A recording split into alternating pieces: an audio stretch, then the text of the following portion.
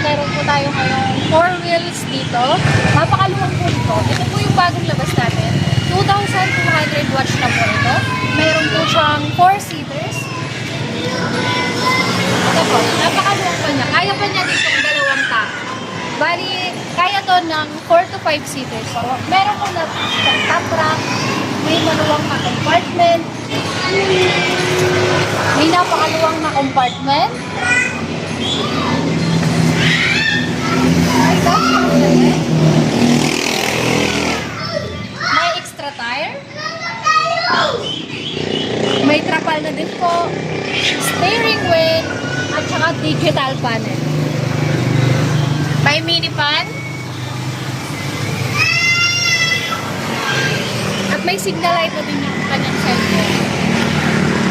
Napakaganda po nito. Hindi na po tayo mag-aalala pag umulan. Meron na po siyang